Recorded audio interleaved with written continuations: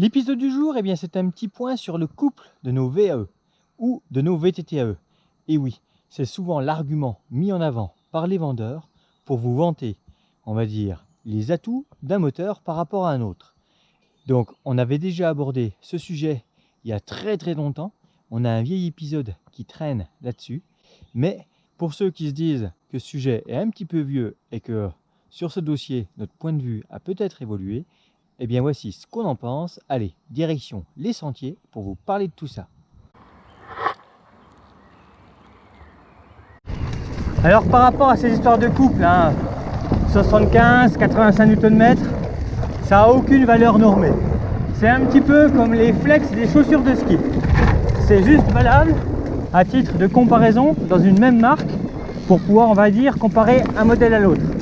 Donc quand Bosch communique sur ses différents moteurs à 50, 60, 75 ou 85 Nm, eh bien en fait, ça ne concerne, on va dire, que leur moteur. Et ces valeurs, qui sont en fait d'unités issues de l'automobile, qui parlent normalement en termes de puissance aux consommateurs que nous sommes, seulement dans l'automobile, c'est un couple en Nm associé à un nombre de tours. Ce qui va donner en fait une idée de la puissance de la voiture, sa capacité à griffer le sol et à avancer. En vélo électrique, le couple n'est pas du tout, on va dire, associé à un nombre de tours minutes, et on a encore moins d'idée de l'endroit où il est mesuré. En automobile, c'est au niveau des roues, puisqu'en fait, entre la sortie moteur, la transmission et le contact au sol, il y a quand même beaucoup de pertes.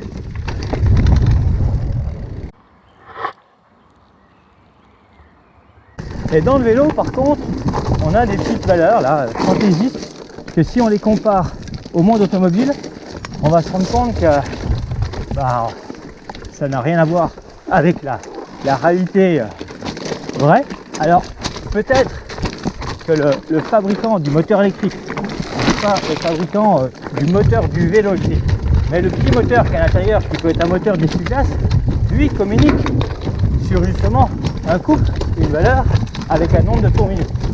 Et c'est cette valeur-là que le motoriste du moteur du vélo électrique va utiliser comme donnée technique.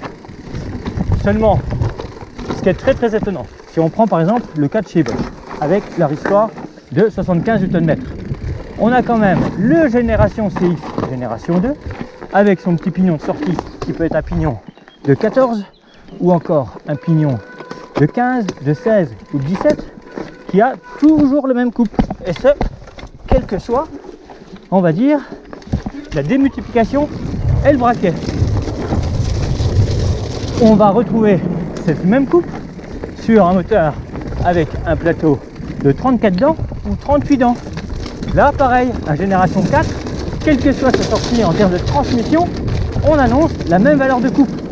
Alors qu'avec un plateau de 34 ou un plateau de 38, qu'on se règle en 75 ou en 85, le couple, on va dire, au niveau de l'usage vrai du vélo, ne peut pas être le même, puisqu'on n'a pas le même rapport de transmission.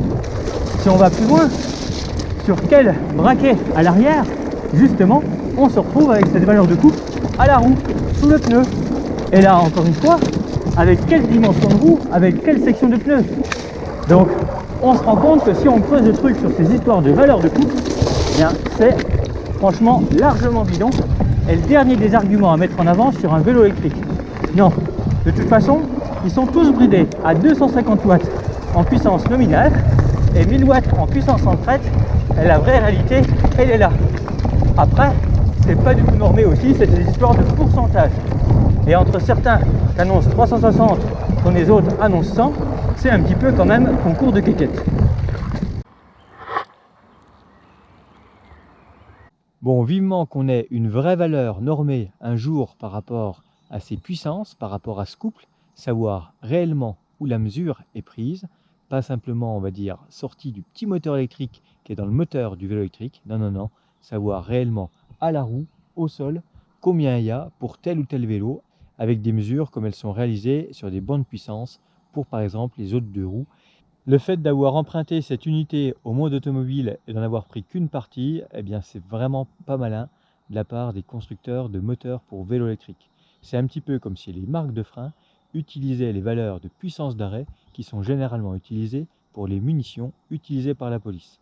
Donc non, là, le couple, laissez-le là où il est, ou alors, sinon, utilisez vraiment le couple, indiquez-nous le couple à la roue, la vraie puissance de nos machines, avec forcément des variations selon les transmissions, mais également la taille de roue ou encore la section de pneus, et surtout un nombre de tours minutes en face, donc une vélocité du pilote.